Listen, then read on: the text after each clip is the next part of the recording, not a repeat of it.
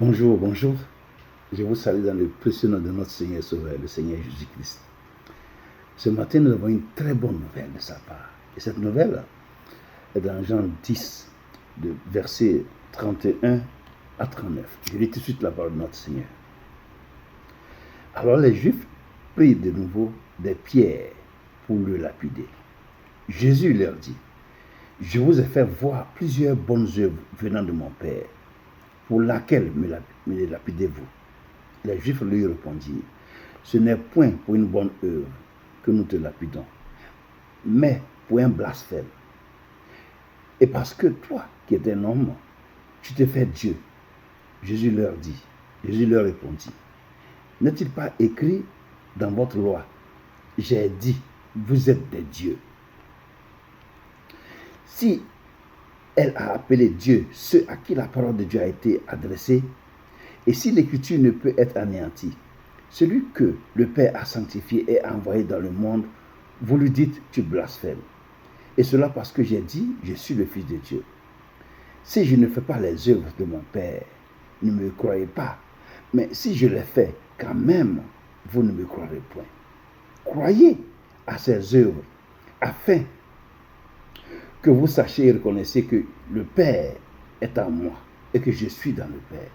Là-dessus, ils cherchaient encore à le saisir, mais ils ne se cherchent pas de leurs mains. Au nom de Jésus, que la parole de Dieu soit bénie.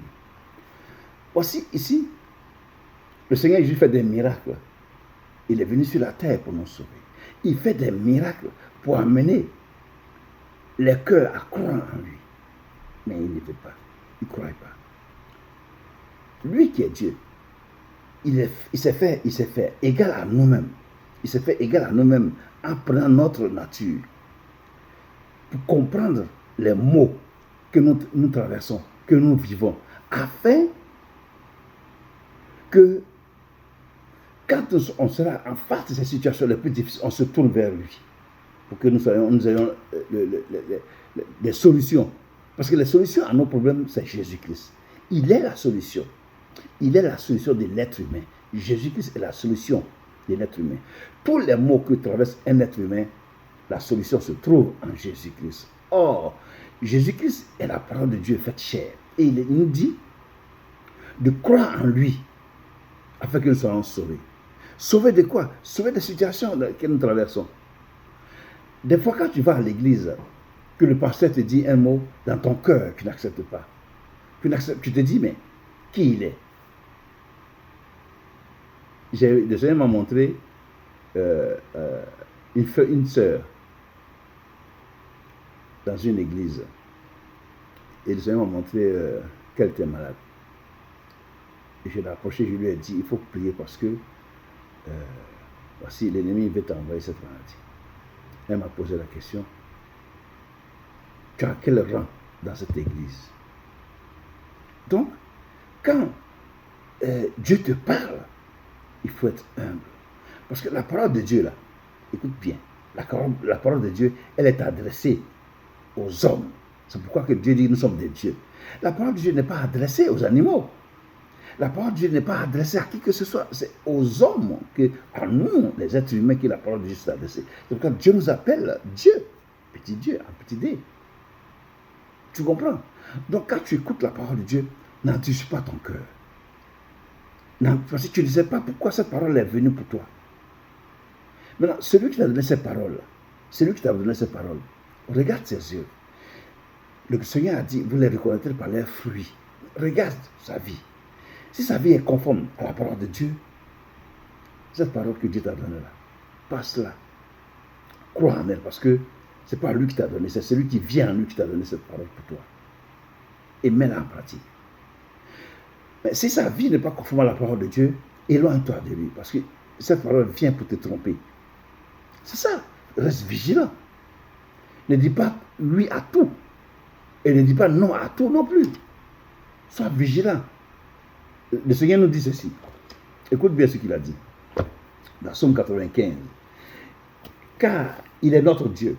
Et nous sommes le peuple de son pâturage, le troupeau que sa main conduit. Maintenant il dit, oh, si vous pouviez écouter aujourd'hui sa voix, sa parole. N'endurcissez pas votre cœur, comme à Mériba, comme à la journée de Massa, dans le désert, où vos pères me tentèrent, m'éprouvèrent, quoiqu'ils vissent mes œuvres. Pendant 40 ans, j'eus cette race en dégoût. Et je dis, c'est un peuple dont le cœur est égaré. Ils ne connaissent pas mes voies. Aussi, j'ai juré dans ma colère, ils n'entreront pas dans mon repos. Quand tu n'écoutes pas la parole de Dieu là-bas, c'est ce que Dieu décide de toi. Tu comprends? Parce qu'il a fait des miracles dans le désert, mais ils n'ont pas eu confiance en lui.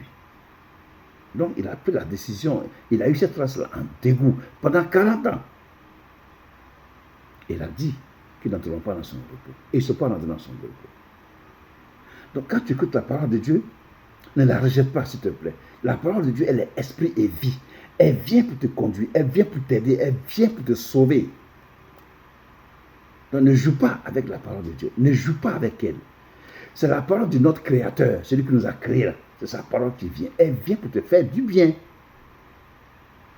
Tu comprends? Ne la rejette pas, s'il te plaît. Maintenant, ceux qui acceptent la parole de Dieu et qui la mettent en pratique, voici ce que Dieu dit dans Ésaïe 66, verset 5. Il dit, écoutez la parole de l'Éternel. Vous qui craignez sa parole, ceux qui craignent la parole de Dieu, vous qui craignez sa parole, voici ce que disent vos frères, qui vous haïssent et vous repoussent à cause de mon nom. Que l'Éternel montre sa gloire et que nous voyons votre joie. Le Seigneur dit, ils seront confondus. Mais ils seront confondus. Tu comprends? Ils seront confondus parce que Dieu va faire grâce à ses enfants. Ceux qui écoutent sa parole et qui craignent sa parole, ceux-là, Dieu va les faire grâce. Et ceux qui disent que Dieu vous bénisse pour qu'on voit votre joie, eh bien, ceux-là, ils seront confondus. Parce qu'ils verront la joie que Dieu donne à ses enfants. Et ils seront stupéfaits. Ils seront confondus. Ils seront dans la honte et la confusion. Amen. Donc le conseil de ce matin, c'est que quand tu entends la parole de Dieu, ne la rejette pas. Des fois, tu marches dans la rue, il y a des gens qui prêchent. Ceux-là qui sont sortis prêcher là, c'est poussé par l'Esprit Saint qui sont sortis. Ils ne sont pas venus de eux-mêmes, de leur propre chef. C'est poussé par le Saint-Esprit. Donc si la parole de Dieu est en train de prêcher là-bas, c'est le Saint-Esprit qui est en train de te parler. Ne rejette pas cette parole-là. Ne dis pas que dans la rue, ils viennent faire ça. Non, c'est poussé par le Saint-Esprit, par Dieu. Le Saint-Esprit, c'est Dieu. Donc, c'est poussé par Dieu qui sont en train d'évangéliser. C'est poussé par Dieu qui sont en train de prêcher dans la rue. Donc, ne les rejette pas. Écoute, par là, tu peux prendre ta bénédiction. Tu peux prendre ta bénédiction. La parole de Dieu est une lampe à nos pieds et une lumière sur nos sentiers. Cette parole-là, elle est vivante et elle règne. Elle règne au milieu de nous. Elle est vivante et elle régnera toujours. Le Seigneur Jésus nous a dit, mes paroles sont esprit et vie. Les paroles que Jésus dit, on ne les voit pas, mais elles sont vivantes. Elles agissent conformément à la volonté de Dieu. Oui, conformément à la volonté de Dieu. Donc il faut respecter la parole de Dieu. Et quand on te donne une parole de Dieu, Paul a dit de la vérifier.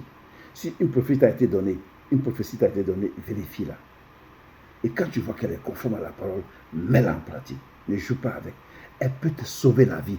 Et elle a la capacité de te sauver, toi et toute ta maison, toute ta famille. Ne la rejette pas, s'il te plaît. La parole de Dieu, c'est Dieu lui-même qui te parle. La parole de Dieu. C'est pour ça que dans le psaume 29, on voit la voix de l'Éternel. Ça parle de la parole de Dieu. La voix de l'Éternel brise les cèdres du Liban. La voix de l'Éternel, c'est la parole de Dieu. La parole de Dieu, elle est trop puissante, mon frère. Elle est trop puissante, ma soeur. La parole de Dieu délivre. La parole de Dieu nous donne la vie. La parole de Dieu nous ouvre les yeux. Elle fait marcher les boiteux. Elle ouvre les yeux des aveugles. C'est Dieu, notre Créateur, qui est le seul et unique Dieu vivant. Donc, sa parole-là, elle est d'office, elle est puissante pour nous sauver. Elle est puissante pour nous délivrer. Elle est puissante pour nous sortir de tous les soucis. Alors, mon frère, quand tu écoutes la parole de Dieu, ne la rejette pas, s'il te plaît. Ne la rejette pas. Si le pasteur n'est pas habillé comme tu veux, et qu'il a dit une parole que tu as rejetée, ce n'est pas bon. Dieu utilise qui il veut pour donner sa parole. Donc si le pasteur, tu as vu, il est mal habillé, mais écoute la parole de Dieu. Il a une alliance avec le Seigneur. Dieu le fait passer par un moment, après il va le relever.